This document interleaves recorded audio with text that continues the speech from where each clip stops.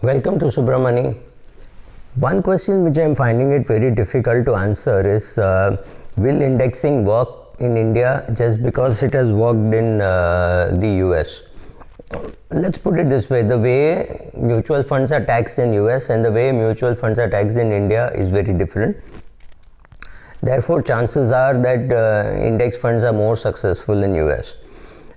Second, the level of activity which a active fund manager does can also can have a lot of impact because of the brokerage that they pay, but brokerage rates have fallen dramatically over the years. So therefore, that is not really so, but what is happening is what you will be hit by is the charges. So let me tell you something very. The best diet is perhaps the one which your grandmother had, right? Simple dal chawal, go for a morning walk, keep your health in shape. Let me put it this way: if you are in your 60s, then we are talking of your grandmother. If you are in your 30s, we are talking of your great grandmother, right? So first of all, let us accept that investing is not complicated, but it is very, very beneficial for people in the investment business to make it look very complicated so that you get scared. So imagine a guy goes to IIT, then he goes to IIM, he comes out and then he is told by his banker, by his IFA, by the CEO of the mutual fund saying, look, direct investing is very difficult, so therefore please come to us and we will have an active fund and that will make money for you. True, it could make money for you, I'm not saying no, but the primary purpose of a mutual fund is to earn money for its shareholders. The primary purpose of a pharma company is to make money for its shareholders.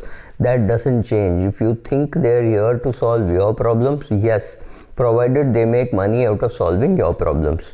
So right from I'm sure 500 years ago and 1000 years ago also there were schemes by which other people were asked to invest.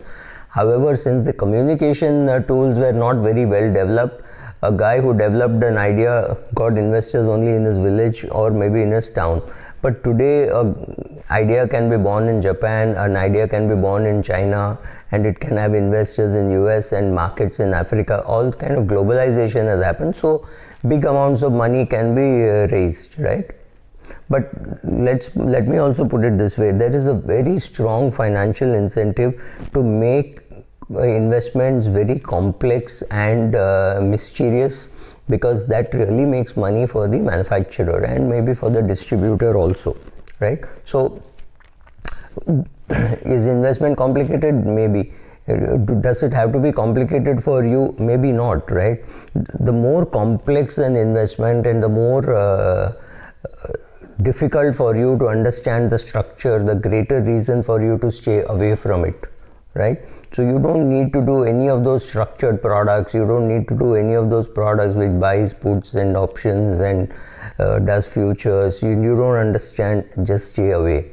It takes a lot of ego to say I don't understand, but please say it. It is definitely worthwhile, because active management will involve complexities, and only when it involves complexities can it involve charges. So what hurts you are really the charges, right?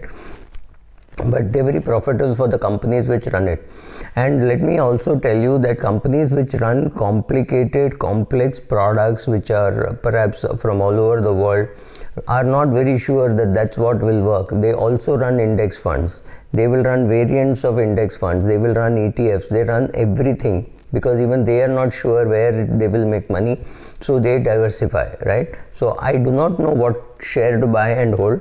So I will buy everything and hold everything, right? That's the logic which is saying why you should put money in an index fund instead of putting money in a single equity shares.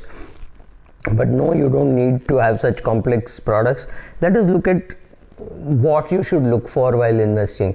What is your time frame? So if you're young, if you're in your 20s or 30s, you've got another 60, 70, 80 years of life ahead of you. So you have to have one portion of your money kept away for such a long time, and that has got to be in equities. Now there are 2-3 ways of investing in equities. One is you sit and learn about equities and therefore invest in direct equities or in mutual funds. Both are not very easy, and if it is not your full-time profession, you have to find somebody who will do it for you. And or you invest in an index fund and you say, I don't want to use any advisor, I don't want to use any brain, this money I'm not going to touch for next 10, 20, 30, 40 years, so I have to put it in an index fund. Just put it in an index fund. If you're in doubt as to which index fund, between UTI and SBI, I think they're the cheapest index funds. Just go and put it. Wait for Vanguard to come into the country. That day maybe you put it in Vanguard, but every mutual fund has an index scheme, so you can go and put it in an index scheme. Then you also find some money which you will need for the immediate future. Suppose you are a 29-year-old, you have recently got married, you may have a kid in a year or two, and that entails costs. That might entail some loss of income for your wife, or any of those things. So therefore be little prepared, have a little extra cash in your hand. That money should be in an ultra short bond fund, and there you are looking basically for safety and liquidity and not really looking for return. Don't look for too much of return in debt funds, because there you shift money to meet your immediate needs or needs within the next 2-3 years. So you should have some money both for you and your wife in public provident fund. Together between you and your wife and your children, you can put only about 3 lakhs because they're 2 adults. What you put for your child also gets added here, so it's about 3 lakhs which you can put away. So first put away 3 lakhs anyway if you want to put so much money in debt, and the balance money should be in index equity funds. And that's about it. You don't need to do anything else, just a little bit of PPF, a little bit of ultra short bond fund for meeting your immediate requirements, and otherwise money in an index fund for your long term requirements. So if you're 30 years of age and you decide that at 40 you're going to buy a house, that money can also be in an index fund. Only make sure that after 7-8 years, if the market is doing well, remove some money and put it in ultra short, because you're going to need that money for making the down payment. Or the other way to look at it is to say, okay, the market is booming, it's a good time to be removing money. Then you remove money from the markets and make a down payment for it, right? That's it.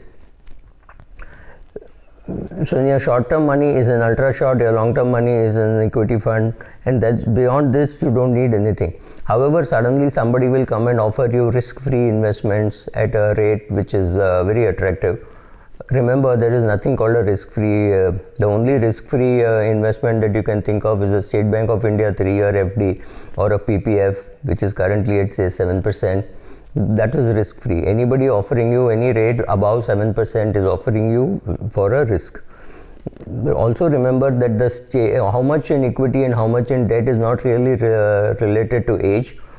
Like I said, if you're a 32-year-old and you have a kid going to school within the next 6 months and you need 2 lakhs for it or 3 lakhs for it, that money has to be in your ultra short bond fund or in your savings bank account. I would be indifferent between the two, but let's say it is an ultra short bond fund, then you remove it and pay. So how much money in equity and how much money in debt, forget an asset allocation point of view, it should be on tactically when you need the money. If you need the money after 3 years, 5 years, maybe definitely after 10 years, then that money has to be in long-term instruments like an index fund. So you are building your net worth in your index fund. You have tactically moving some money into your ultra short bond fund. If you want to make a down payment for a house, whether to buy a house is something which is very different. Then whenever you want to make the payment, you should move some money before 2-3 years into your ultra short bond fund, and or decide that I will make a down payment for a house exactly when the market is booming. I put 2 crores, the minute I see it as 2.5 or 2.75 or 3 crores, I think it's a good sum. I'll take 50 lakhs, make a down payment, buy a house, so that my amount which I borrow is held to its minimum. So once you start do these things, Remember that you need to protect your capital against inflation and deflation, and therefore you're putting money in an index fund, not because you're going to get a sensationally great return, but you will get about 20-30% more than what you're getting in PPF. So if you're getting 7% in PPF, 20% of that is about 8.5, maybe 8.5, 9 is what you should expect.